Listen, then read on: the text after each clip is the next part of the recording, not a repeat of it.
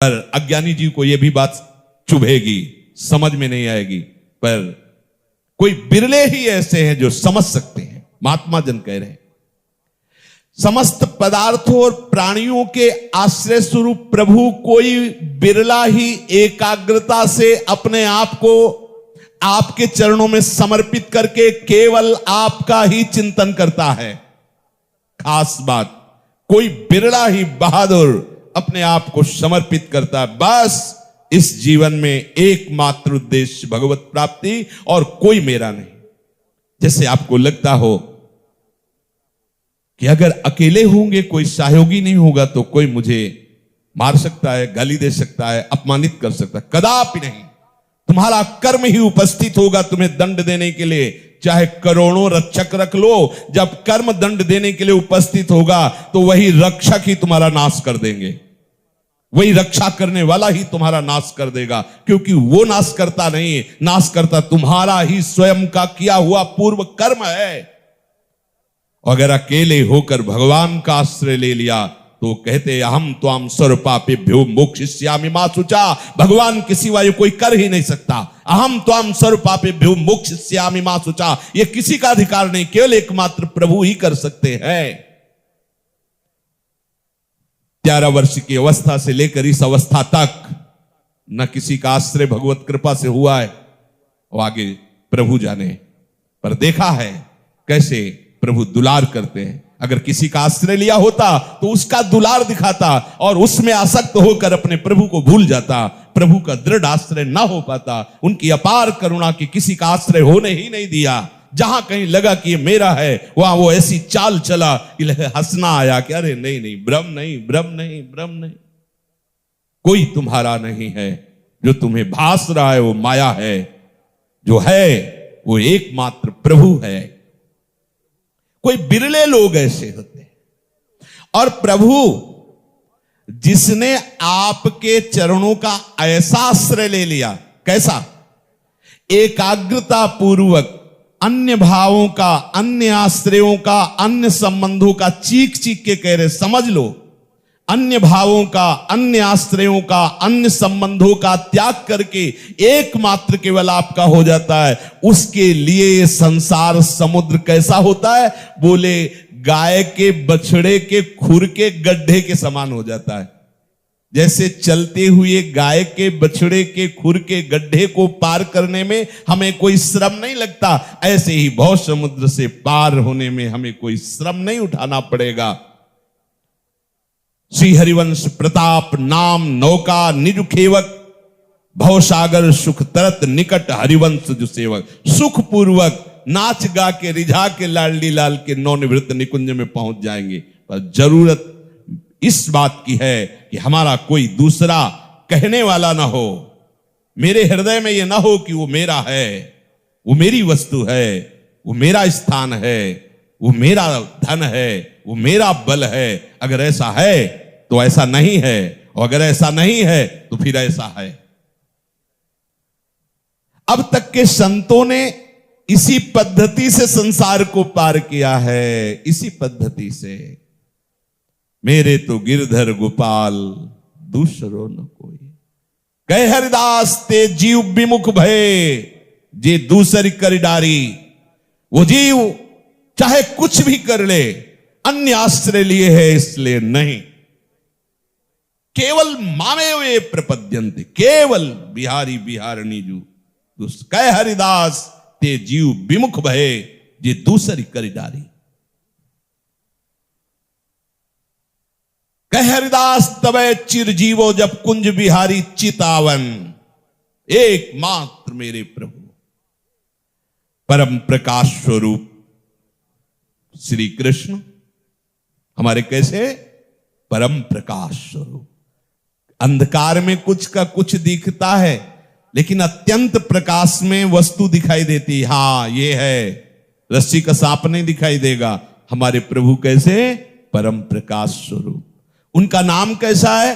परम प्रकाश स्वरूप। उनका रूप कैसा है? परम प्रकाश स्वरूप। उनके लीला गुण कैसे? परम प्रकाश स्वरूप। उनका धाम कैसा है? परम प्रकाश स्वरूप। यदि नाम रूप लीला धाम में आपने अपने चित्त को लगाया है तो माया अंधकार आपको भ्रमित नहीं कर सकता, क्योंकि हे प्रभु आप परम प्रकाश स्वरूप हो। आपके भक्तजन सारे जगत के निष्कपट प्रेमी होते हैं। संत जन जो किसी को आदेश करते हैं उसका परम मंगल करने के लिए, इसीलिए कहा समझो संत जगत के निष्कपट प्रेमी हैं। जो संत हैं, पाखंड नहीं, जो संत हैं वो जगत के निष्कपट प्रेमी हैं। कैसे? एक संत गंगा स्नान कर रहे थे तो देखा एक भिक्षु बही चली जा रही थी, सोचा मर जाएगी पानी में, क्योंकि ये पानी का जीव नहीं है। ऐसे हाथ से उठाया, डंक मारा, फिर पानी में गिर गया, फिर उठाने को फिर डंक मारा, फिर गिर गया। तो एक आदमी बोले बावरे हो, उस बिच्छू का स्वभाव है वो डंक मारेगी तुम्हें, क्यों उठाते हो? तो बोले मेरा स्वभाव है, मैं किसी जीव को बहते हुए माया में नहीं देख सकता। वो जितनी बार गाली देगा, अपमान करेगा, मैं निकालूंगा और देखता हूं ये जीतता है या मैं जीतता हूं। एक बार हिम्मत करके बाहर निकाल दिया। ऐसे संत निष्कपट प्रेमी संत है, पिट करके, निंदा, अपमानित होकर के भी उस जीव का परम कल्याण करते जिस पर उनकी दृष्टि चली गई। सच्चे हितैषी हैं आपके भक्तजन। वे स्वयं इस भयंकर महाभयावह कष्टमय संसार से पार हो चुके हैं और जो उनकी समीपता स्वीकार करता है उसको पार कर देते हैं। किंतु जो आपके भक्त और संतों से विमुख है, उनके कल्याण के लिए यहां कोई दूसरा उपाय नहीं है।